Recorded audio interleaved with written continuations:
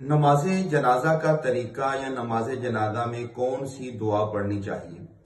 इसमें दो तरह के लोग हैं। एक तो हमारे अहनाफ अहले सुन्नत व जमात जो नमाज में सना, दुरूद पाक और मखसूस दुआ पढ़ते हैं।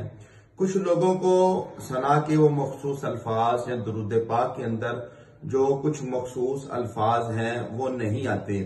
वो समझते हैं कि शायद अगर हमने इन अल्फाज को अदा नहीं किया तो हमारी नमाज जनाजा नहीं हुई। इसी तरह कुछ दूसरे लोग हैं जिनको अहनाफ से, अहले सुन्नत व जमात से चिढ़ है।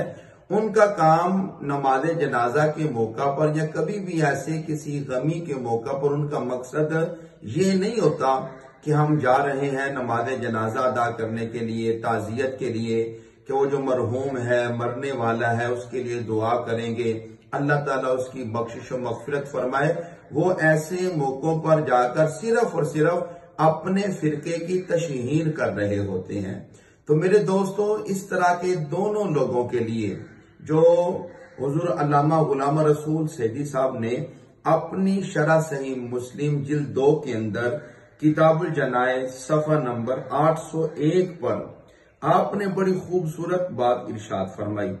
आपने फरमाया कि नमाज जनाजा के वो कलिमात जो अहले सुन्नत व जमात नमाज जनाजा में अदा करते हैं, यानी कि सना के अंदर वजल्ला सनाओं का के अल्फाज ज़ायदा पढ़े जाते हैं और दुरूद पाक के अंदर वरहिमता ये वाले अल्फाज जो हैं ज्यादा पढ़े जाते हैं।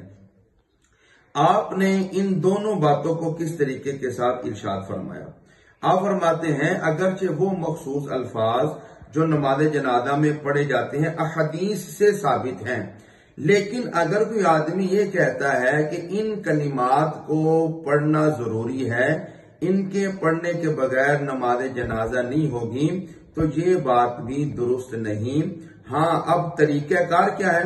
आप फरमाते हैं कि सना, दुरूद पाक और मय्यत के लिए जो दुआ की जाती है अहदीस में इसके मुतअद्दिद तरीके हैं और पढ़ने वाले भी अल्फाज बहुत ज्यादा हैं। ऐसा भी आप फरमाते हैं, ऐसा भी देखा गया है कि ये मखसूस अल्फाज ये बाज़ मुसलमानों को याद नहीं।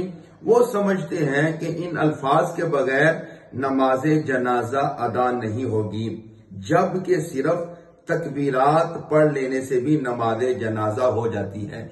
यानी कि अगर आप लोग नमाज जनाजा पढ़ने के लिए गए, आपने 4 मरतबा अल्लाहु अकबर, अल्लाहु अकबर, अल्लाहु अकबर 4 मरतबा अल्लाहु अकबर कहना जरूरी है।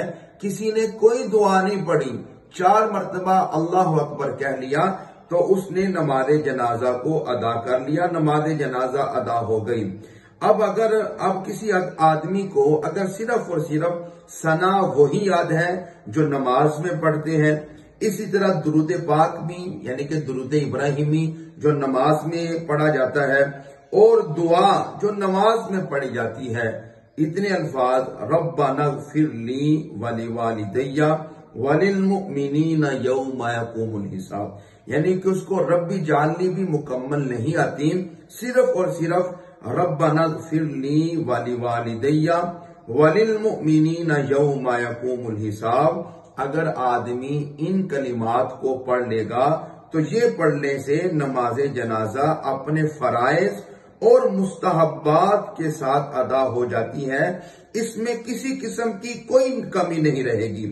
और जिन लोगों को ये वाले मखसूस जो कलिमात पढ़े जाते हैं याद नहीं, वो इन लोगों को बगैर किसी तरद्दुद के, बगैर किसी शक के आम कलिमात यानी कि सना, दुरूद इब्राहिमी और रब्बना ग़फ़िरली वलिवालिदैया वलिलमुमिनीना यौमा यक़ूमुल हिसाब ये कलिमात पढ़ ले तो उसकी नमाज जनाजा बिल्कुल दुरुस्त है, दिल में कोई शक नहीं होना चाहिए। और रह के वो लोग जो ये कहते हैं कि भाई जो अहले सुन्नत व जमात ये जो तुम अपनी नमाज की सना में, नमाज जनाजा की सना में वजल्ला सनाओ का के अल्फाज जायद करते हो और दुरूद पाक के अंदर वरहिमता के जो अल्फाज है ये जायद करते हो, ये कलिमात जो है खिलाफे सुन्नत है, तो उन लोगों का ये कहना भी बिल्कुल बेजा है, गलत है।